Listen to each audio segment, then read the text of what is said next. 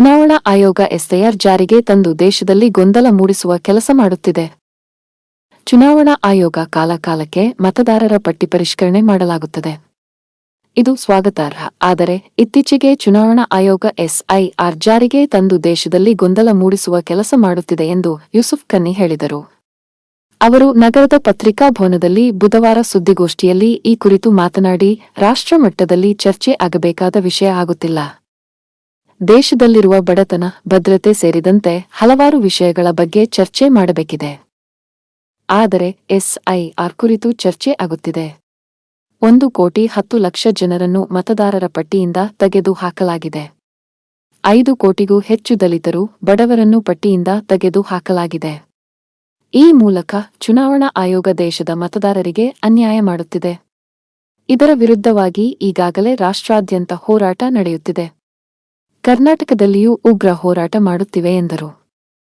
ಸುದ್ದಿಗೋಷ್ಠಿಯಲ್ಲಿ ಹಿಸಾಬೆಲ್ಲಾ, ಬಿಲಾಲ್ ಗೋಕಾವಿ, ಜುನೈದ್ ಉಮಚಗಿ, ಆರಾಧನಾ ಬಣಕಾರ, ಆರೀಫ್ ಉಲ್ಲಾ, ಸರೋವರ ಬೆಂಕಿಕೇರಿ, ಮುತ್ತು ಬಿಳೆಯಲಿ, ಅನ್ವರ್ ಬಾಗೇವಾಡಿ ಉಪಸ್ಥಿತರಿದ್ದರು. ಸ್ನೇಹಿತರೆ, ತಮ್ಮೆಲ್ಲರಿಗೂ ಗೊತ್ತಿದ್ದ ಹಾಗೆ ರಾಷ್ಟ್ರ ಮಟ್ಟದಲ್ಲಿ ಯಾವ ವಿಷಯದ ಬಗ್ಗೆ ಇವಾಗ ಚರ್ಚೆ ಆಗಬೇಕಾಗಿತ್ತು, ಆ ಚರ್ಚೆ ಆಗ್ತಾ ಇಲ್ಲ. ಯಾವ ಚರ್ಚೆ?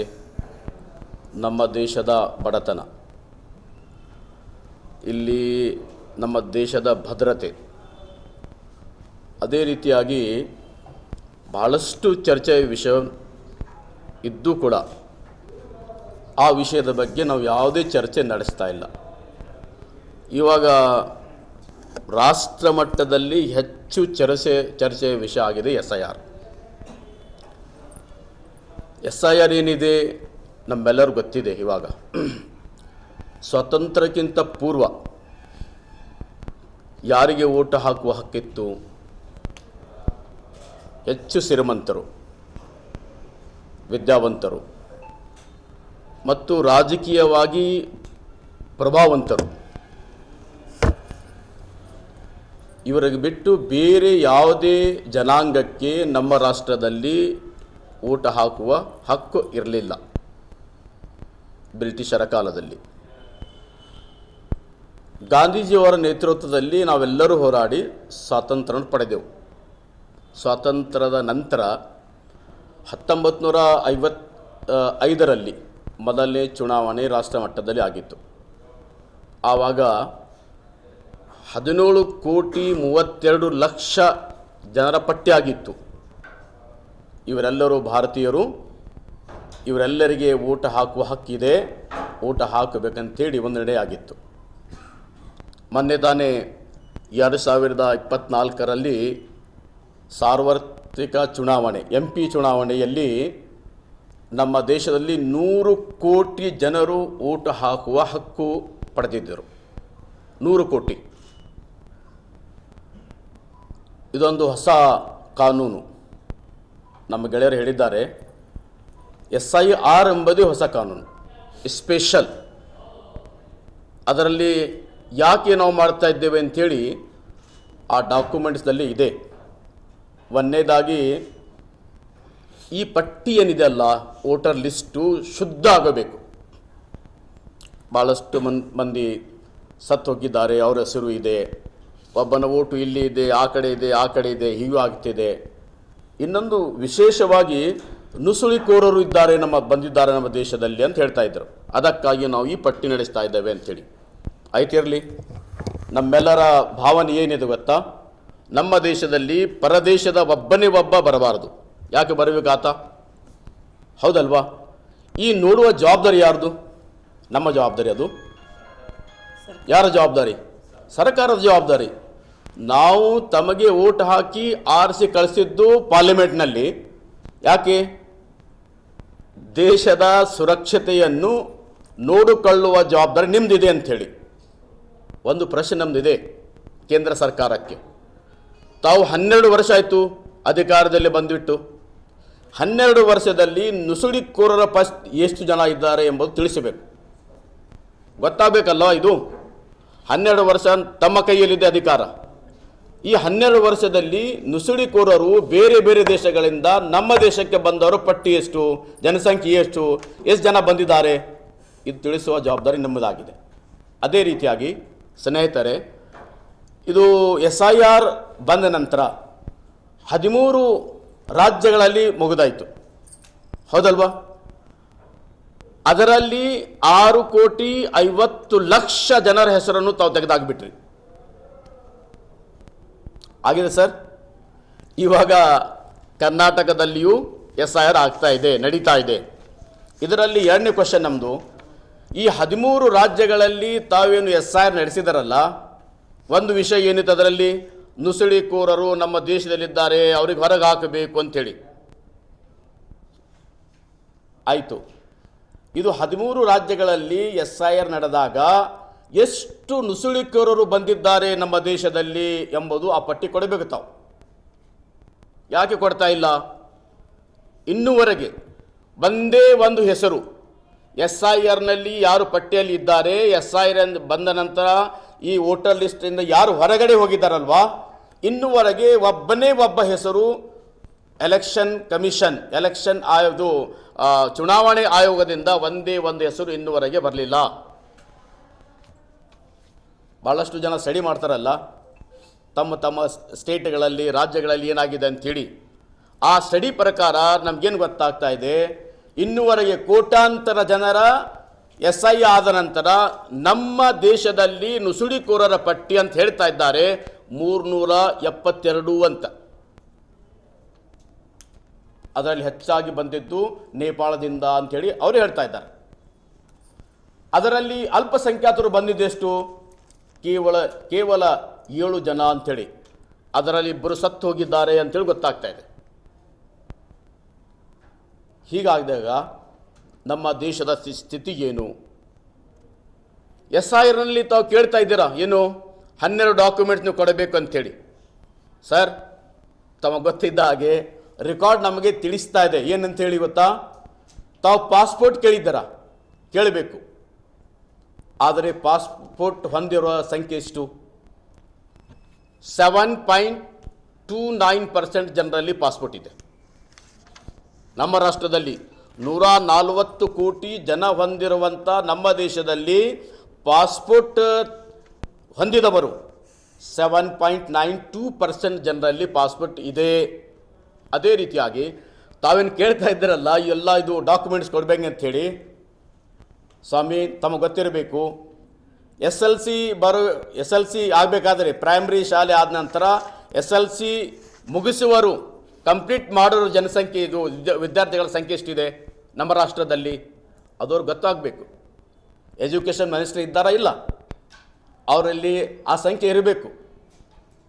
ಟೋಟಲ್ ಇದು ಸ್ಟಡಿ ಮಾಡಿದಾಗ ಏನು ಗೊತ್ತಾಗ್ತಾ ಇದೆ, 36.5% ಜನರಲ್ಲಿ ಎಲ್ಲ ಡಾಕ್ಯುಮೆಂಟ್ಸ್ ಇದೆ ಅಂಥೇಳಿ ತಾವೇ ಹೇಳ್ತಾ ಇದ್ದೀರಾ.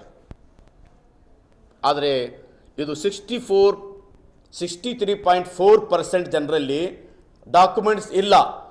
ಹಾಗಿದ್ದಾಗ ತಾವು 11 ಡಾಕ್ಯುಮೆಂಟ್ಸನ್ನು ಕೇಳ್ತಾ ಇದ್ದಾರಲ್ಲ, ಅವರೆಲ್ಲಿಂದ ತಂದು ತಮಗೆ ಕೊಡಬೇಕು? ಇದು ಕ್ವಶನ್ ಆಗೋಲ್ವ?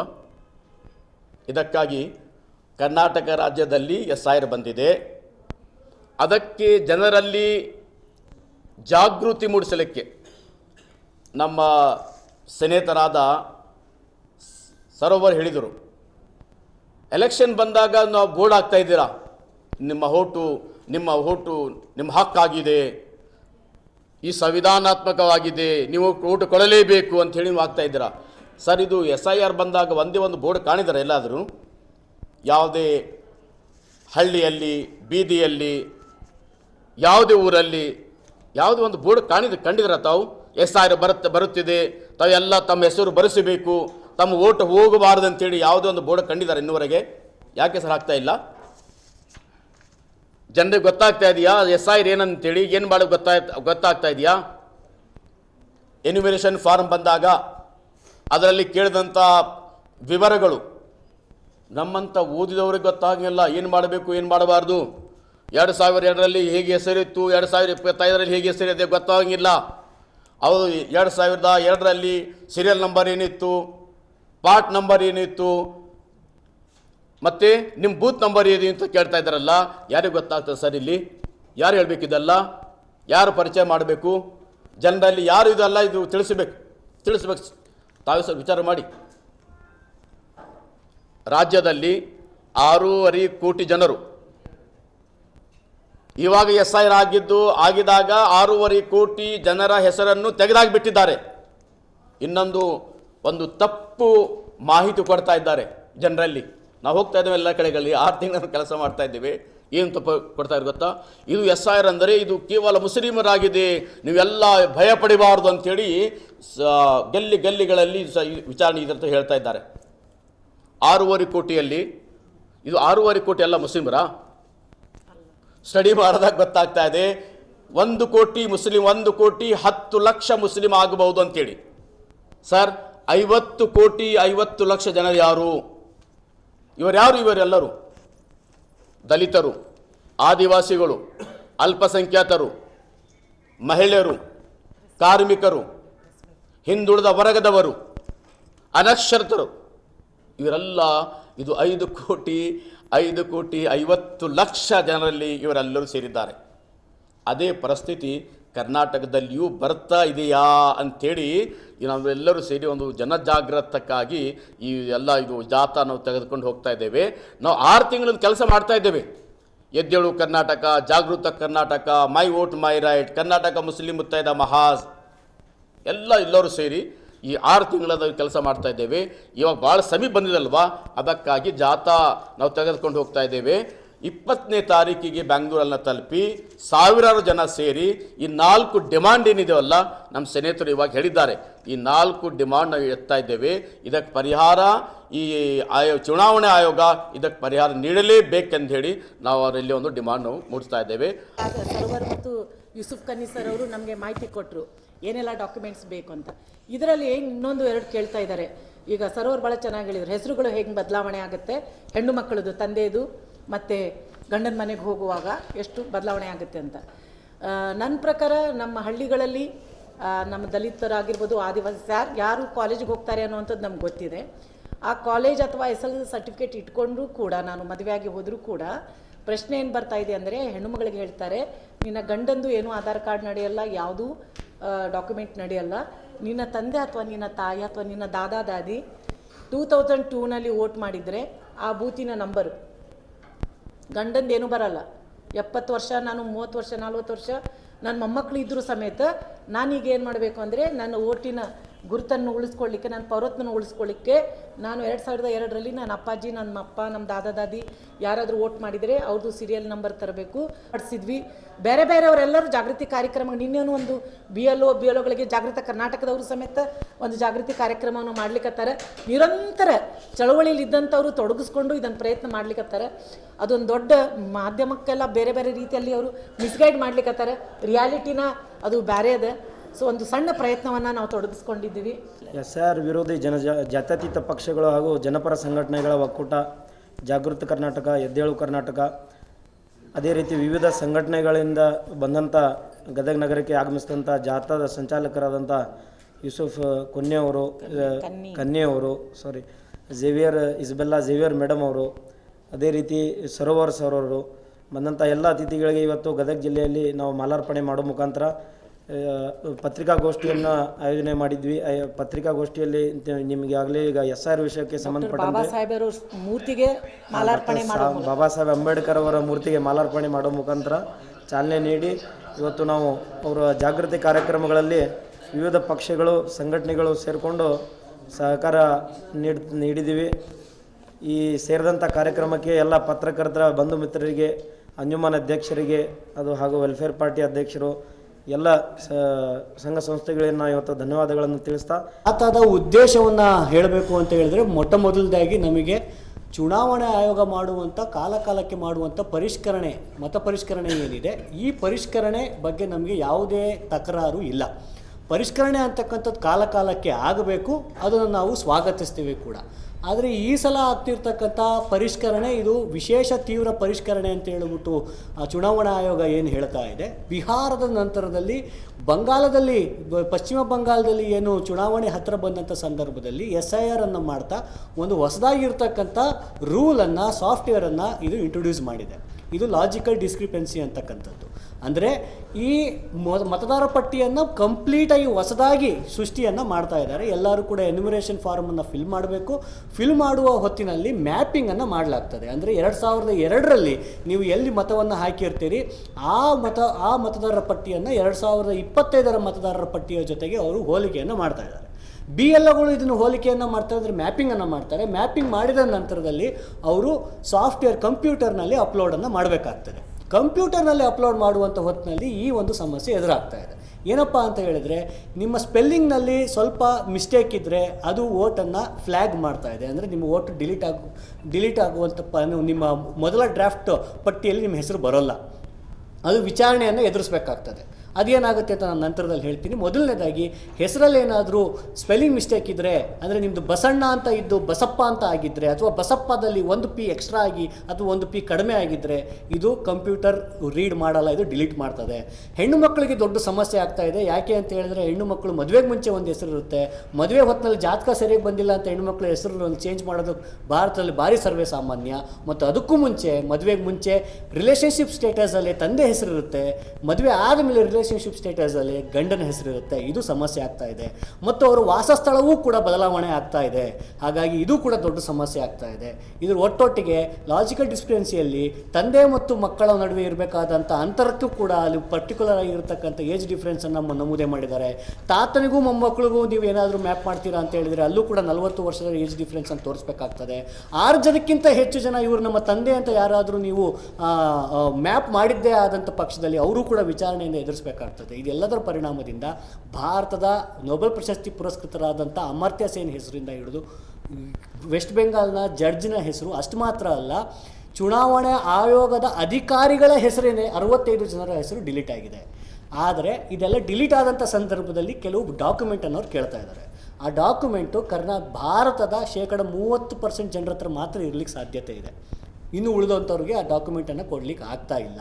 ಯಾಕೆ ಅಂತ ಹೇಳಿದ್ರೆ, ಅವರು ಪಾಸ್ಪೋರ್ಟನ್ನು ಕೇಳ್ತಾರೆ. ನಮ್ಮ ಎಲ್ಲ ಜನರ ಹತ್ರ ಇರೋದು ಸಾಮಾನ್ಯವಾಗಿ ವೋಟರ್ ID, ರೇಷನ್ ಕಾರ್ಡು ಮತ್ತು ಆಧಾರ್ ಕಾರ್ಡ್. ಈ ಮೂರೂ ಕೂಡ ಇದಕ್ಕೆ ವ್ಯಾಲಿಡ್ ಅಲ್ಲ ಅನ್ನೋದನ್ನು ಚುನಾವಣಾ ಆಯೋಗ ಹೇಳ್ತಾ ಇದೆ. ಸೊ ಇಂಥ ಸಂದರ್ಭದಲ್ಲಿ ನಾವೇನು ಮಾಡ್ತಾ ಇದ್ದೀವಿ ಈ ಜನಜಾಗೃತಿಯಲ್ಲಿ ಅಂತ ಹೇಳಿದರೆ, ಮೊದಲನೇದಾಗಿ ಜನಗಳಿಗೆ ನಾವು ಅಗತ್ಯವಾಗಿರ್ತಕ್ಕಂಥ ಡಾಕ್ಯುಮೆಂಟ್ಸನ್ನು ಸಿದ್ಧ ಮಾಡ್ಕೊಳ್ಳಿ ಅಂತಕ್ಕಂಥದ್ದನ್ನು ಹೇಳ್ತಾ, ಅದ್ರ ಜೊತೆಗೆ ನಾವು ಚುನಾವಣಾ ಆಯೋಗಕ್ಕೆ ನಿಮ್ಮ ಕೈಯಲ್ಲಿ ಇರ್ತಕ್ಕಂಥದ್ದು ಪಾಂಪ್ಲೆಟ್ ನಿಮಗೆಲ್ಲ ಸಿಕ್ಕಿದೆ, ಅದರಲ್ಲಿ ನಾವು ಡಿಮ್ಯಾಂಡನ್ನು ಮಾಡ್ತಾ ಇದ್ದೀವಿ. ಚುನಾವಣಾ ಆಯೋಗಕ್ಕೆ ಈ ಲಾಜಿಕಲ್ ಡಿಸ್ಕ್ರಿಪೆನ್ಸಿ ಅಂತಕ್ಕಂಥದ್ದು ಏನಿದೆ ಇದನ್ನು ನೀವು ತೆಗಿಬೇಕು. ಯಾಕೆ ಅಂತ ಹೇಳಿದ್ರೆ, ಎಷ್ಟೋ ಜನ ಮತದಾರರಿಗೆ ತಮ್ಮ ಮತ ಹೋಗಿದೆ ಅಂತ ಗೊತ್ತೇ ಆಗಲ್ಲ. ಅದು ಗೊತ್ತಾಗೋದು ವೋಟ್ ಹೋದಾಗಲೇ ಗೊತ್ತಾಗೋದು. ಆ ಥರ ಒಂದು ಕೆಟ್ಟ ಪರಿಸ್ಥಿತಿ ಇದೆ. ಸೊ ಹಂಗಾಗಿ ಲಾಜಿಕಲ್ ಡಿಸ್ಕ್ರಿಪೆನ್ಸಿ ಅಂತಕ್ಕಂಥದ್ದು ತೆಗಿಬೇಕು ಅನ್ನೋದು ನಮ್ಮ ಮೊದಲ ಡಿಮ್ಯಾಂಡು. ಎರಡನೇದೇನಪ್ಪ ಅಂತ ಹೇಳಿದ್ರೆ, 2002ರ ಮತದಾರರ ಪಟ್ಟಿ PDF ಫಾರ್ಮಲ್ಲಿದೆ, ಅದನ್ನು ನೀವು ಕಂಪ್ಯೂಟರ್ ರೀಡಬಲ್ ಫಾರ್ಮೇಟಲ್ಲಿ ಕೊಡಬೇಕು ಅಂತಕ್ಕಂಥದ್ದು. ಮೂರನೇದು, ಗ್ರಾಮ ಸಭೆಗಳನ್ನು ಮಾಡಿ, ಇದು ಜನರಿಗೆ ಯಾರಿಗೂ ಗೊತ್ತೇ ಆಗ್ತಾ ಇಲ್ಲ, ಗ್ರಾಮ ಸಭೆಗಳನ್ನು ಮಾಡಬೇಕು ಅಂತಕ್ಕಂಥದ್ದನ್ನು ಕೇಳ್ತಾ ಇದ್ದೀವಿ. ಗ್ರಾಮ ಮಟ್ಟದಲ್ಲಿ ಮತದಾರ ಪರಿಷ್ಕರಣೆಯನ್ನು ಸೋಷಿಯಲ್ ಆಡಿಟಿಂಗ್ ಮಾಡಬೇಕು ಅಂತ ಕೇಳ್ತಾ ಇದ್ದೀವಿ. ಮತ್ತು ನಾಲ್ಕನೇದಾಗಿ, 15ರಿಂದ 30 ದಿನ ಟೈಮ್ ಏನು ಕೊಟ್ಟಿದ್ದೀರಿ, ಏನೋ ಡಾಕ್ಯುಮೆಂಟ್ಸನ್ನು ಸಲ್ಲಿಕೆ ಮಾಡಲಿಕ್ಕೆ ಅದು ಸಾಧ್ಯ ಆಗಲ್ಲ, ಅದು 6 ತಿಂಗಳು ಅವರಿಗೆ ಟೈಮ್ ಕೊಡಬೇಕು ಅಂತೇಳ್ಬಿಟ್ಟು ನಾವು ಕೇಳ್ತಾ ಇದ್ದೀವಿ. ಹಂಗಾಗಿ ರಾಜ್ಯ ಸರ್ಕಾರಕ್ಕೂ ಕೂಡ ಡಾಕ್ಯುಮೆಂಟ್ಸ್ ಇಲ್ಲದೆ ಇರತಕ್ಕಂಥ ಜನಗಳಿಗೆ ಡಾಕ್ಯುಮೆಂಟ್ಸ್ ಒದಗಿಸುವಂಥ ಕೆಲಸವನ್ನು ಮಾಡಬೇಕು, ಗ್ರಾಮ ಸಭೆಗಳನ್ನು ಮಾಡಬೇಕು ಅಂತ ರಾಜ್ಯ ಸರ್ಕಾರಕ್ಕೂ ಕೂಡ ನಾವು ಕೇಳ್ತಾ ಇದ್ದೀವಿ. ಆರಿಫ್ ಸರ್ ಅವರು ಕೂಡ ಕೆಲವು ಡಿಮ್ಯಾಂಡ್ಸ್ನ ಪಟ್ಟಿ ಆದ ನಂತರ ನಾವು ಅಪೀಲ್ಗೆ ಹೋಗಬೇಕಾಗುತ್ತೆ. ಅಪೀಲ್ಗೆ ಹೋಗೋ ಸಂದರ್ಭದಲ್ಲಿ ಏನಾಗುತ್ತೆ, 15ರಿಂದ 30 ದಿವಸ ಸಮಯ ಕೊಟ್ಟಿದ್ದಾರೆ. ಈಗ ಅಂತಿಮ ಮತದಾರ ಪಟ್ಟಿ ಆದ ನಂತರ ನಮ್ಮ ಹೆಸರುಗಳನ್ನು ನಾವು ಹುಡ್ಕೊಂಡು ದಾಖಲಾತಿಗಳನ್ನು ತಗೊಂಡು ಅಪೀಲ್ಗೆ ಹೋಗೋಕ್ಕೆ ಕಾಲಾವಕಾಶ ತುಂಬ ಕಡಿಮೆ ಐತೆ. ಹಾಗಾಗಿ 6 ತಿಂಗಳು ಕಾಲಾವಕಾಶ ಕೊಡಬೇಕು ಅಂತ ಹೇಳ್ಬಿಟ್ಟು ನಾವೊಂದು ಬೇಡಿಕೆಯನ್ನು ಇಟ್ಟಿದ್ದೀವಿ. ಈ 4 ಬೇಡಿಕೆಗಳನ್ನು ನಮ್ಮ ಸ್ನೇಹಿತರು ಹೇಳ್ದಂಗೆ, ಒಂದು ಲಾಜಿಕಲ್ ಡಿಸ್ಕ್ರಿಪೆನ್ಸಿ, ಇನ್ನೊಂದು ಮತದಾರ ಪಟ್ಟಿ ಏನು ಸಿದ್ಧಪಡಿಸುತ್ತೆ ಇವರು ಅದು PDF ಇದರಲ್ಲಿ ಕೊಡ್ತಾರೆ, ರೀಡೇಬಲ್ ಇದರಲ್ಲಿ ಕೊಡಬೇಕು, ಕಂಪ್ಯೂಟರ್ ರೀಡೇಬಲಲ್ಲಿ ಕೊಡಬೇಕಂತ.